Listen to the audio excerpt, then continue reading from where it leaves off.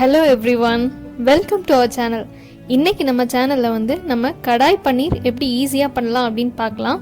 அதுக்கு முன்னாடி நம்ம சேனல் நீங்கள் சப்ஸ்கிரைப் பண்ணல அப்படின்னா ப்ளீஸ் சப்ஸ்கிரைப் பண்ணுங்கள் அண்ட் பக்கத்தில் இருக்க பெல் ஐக்கானையும் கிளிக் பண்ணிக்கோங்க.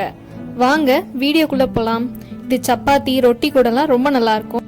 இன்றைக்கி நம்ம இரும்பு கடாயில் தான் பண்ண போகிறோம். இரும்பு கடாயில் பண்ணுறது இன்னும் நல்ல டேஸ்ட் இருக்கும். அண்ட் இந்த ஸ்டைலில் நீங்கள் பண்ணி பாருங்கள், கண்டிப்பாக ரெஸ்டாரண்ட் டேஸ்ட் இருக்கும். கடாயில் நம்ம கொஞ்சமாக எண்ணெய் ஊற்றிக்கலாம். எண்ணெய் சூடானதுமே நாம் இதில் 3 வெங்காயம் கொஞ்சம் ஒல்லியாக கட் பண்ணி வச்சுருக்கேன், அதை இது கூட போட்டுடலாம். ஃபர்ஸ்ட் நம்ம வெங்காயம் தக்காளி பேஸ்ட் ரெடி பண்ணணும். அதுக்காக தான் இந்த வெங்காயத்தை நம்ம ஃப்ரை பண்ணுறோம்.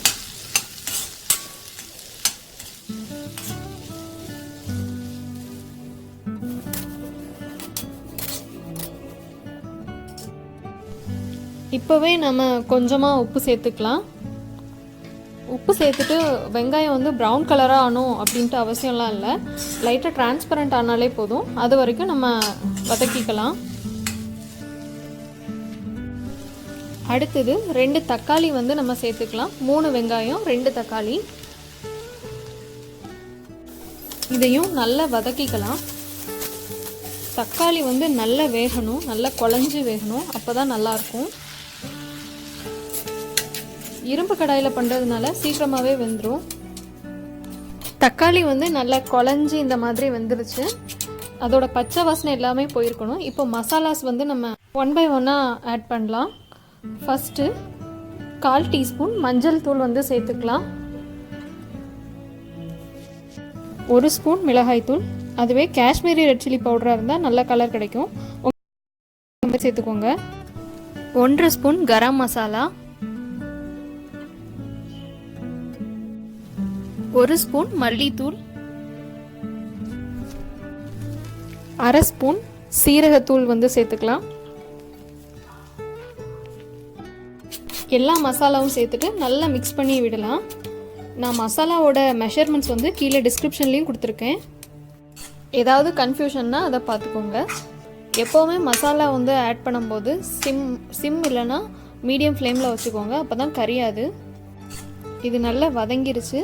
இப்போ நம்ம ஸ்டவ்வை ஆஃப் பண்ணிவிட்டு கொஞ்ச நேரம் அப்படியே ஆற வைக்கலாம். ஆற வச்சுட்டு நல்ல ஃபைன் பேஸ்ட்டாக நம்ம அரைக்கணும். அது ஆறுற கேப்பில் நம்ம பன்னீரை லைட்டாக ஃப்ரை பண்ணி எடுத்துக்கலாம். நான் கிட்டத்தட்ட 100லேருந்து 150 கிராம் பன்னீர் எடுத்திருக்கேன். நான் 2 பேருக்கு தான் பண்ணுறதுனால கொஞ்சமாக தான் பன்னீர் எடுத்திருக்கேன். கொஞ்சமாக ஆயில் ஊற்றி நம்ம ஃப்ரை பண்ணிக்கலாம். நெய் இல்லைனா பட்டரில் ஃப்ரை பண்ணால் கொஞ்சம் கொல கொலன்னு ஒரு மாதிரி ஆகும் பன்னீர். அதனால நம்ம ஆயிலே ஃப்ரை பண்ணிக்கலாம். எதனால் ஃப்ரை பண்ணி போடுறோம் அப்படின்னா அந்த பீசஸ் உடையாமல் இருக்கும், அதனால தான் ஃப்ரை பண்ணி போடுறோம்.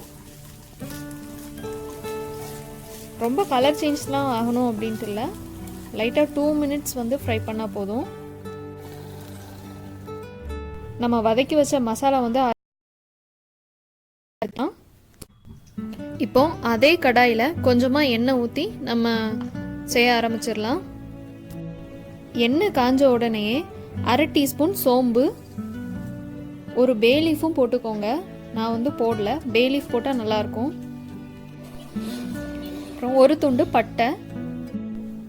இந்த 2ம் பொரிஞ்சதுக்கு அப்புறமா பாதி வெங்காயம் இந்த மாதிரி கியூப் சைஸில் நான் கட் பண்ணி வச்சுருக்கேன், அதையும் இது கூட சேர்த்துடலாம்.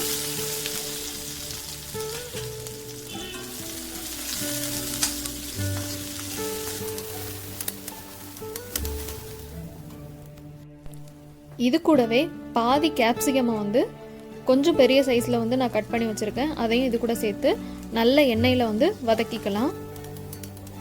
உங்களுக்கு காரம் நல்லா வேணும் அப்படின்னா பச்சை மிளகாவும் சேர்த்துக்கலாம்.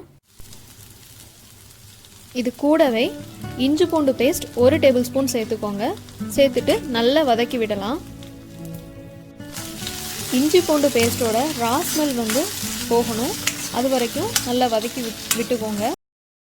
லோ ஃப்ளேமில் வச்சுக்கோங்க, அப்போ தான் அடி பிடிக்காது.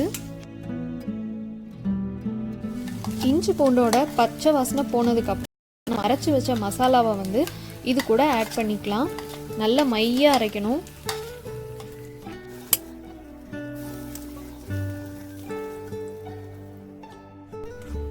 நான் தண்ணி எதுவும் அதிகமாக சேர்க்கல, லைட்டாக அந்த மிக்ஸி ஜாரை மட்டும் லைட்டாக வாஷ் பண்ணி அந்த தண்ணியை வந்து இதில் ஊற்றிக்கிறேன்.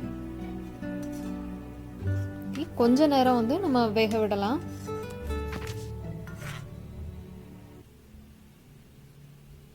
இந்த ஸ்டேஜில் வந்து உப்பு காரம் கரெக்டாக இருக்கான்னு பார்த்துக்கோங்க. உப்பு வந்து எனக்கு கொஞ்சம் கம்மியாக இருந்தது, அதனால் கொஞ்சம் நான் உப்பு போட்டுக்கிறேன். இந்த ஸ்டேஜில் வந்து நல்லா கொதிக்க ஆரம்பித்ததுக்கப்புறமா இந்த ஸ்டேஜில் நம்ம பன்னீரை ஆட் பண்ணலாம். உங்களுக்கு எந்த அளவுக்கு கிரேவி வேணும் அதுக்கேற்ற மாதிரி தண்ணி ஊற்றினாலும் நீங்கள் ஊற்றி வச்சுக்கோங்க. இப்போ பன்னீரை வந்து நம்ம ஆட் பண்ணிவிட்டு நல்லா மிக்ஸ் பண்ணி விட்டுடலாம்.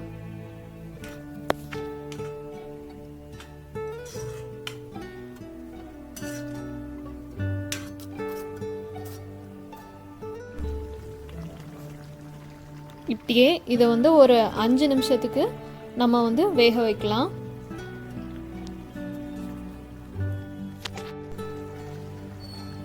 ஆஃப் பண்ணுறதுக்கு கொஞ்ச நேரத்துக்கு முன்னாடி கொஞ்சமாக பெப்பர் தூள் வந்து நம்ம போட்டுக்கலாம். ஆப்ஷனல் தான். நல்லா குக் ஆயிருச்சு. அண்ட் கிரேவி வந்து உங்களுக்கு எந்த அளவுக்கு வேணுமோ அதுக்கேற்ற மாதிரி அட்ஜஸ்ட் பண்ணி தண்ணி ஊற்றிக்கோங்க. வெந்ததுக்கப்புறமா நம்ம வந்து கொத்தமல்லி இலைகள் போட்டுடலாம். லாஸ்ட்டாக ஸ்டவ் ஆஃப் பண்ணிவிட்டு சர்வ் பண்ணிட வேண்டியது தான். ரெஸ்டாரண்ட் ஸ்டைலில் இருக்கக்கூடிய கடாய் பன்னீர் ரொம்பவே டேஸ்டியாக ரெடி ஆயிடுச்சு. இதை கண்டிப்பாக உங்கள் வீட்டில் ட்ரை பண்ணி பாருங்கள். ட்ரை பண்ணி பார்த்துட்டு கமெண்ட்டில் எப்படி இருக்குது அப்படின்னு சொல்லுங்கள். அண்ட் மறக்காமல் உங்கள் ஃப்ரெண்ட்ஸ் கிட்ட ஷேர் பண்ணுங்கள். இந்த வீடியோ உங்களுக்கு பிடிச்சிருந்ததுன்னா please subscribe, like, share and comment. Thank you so much for வாட்சிங். பை.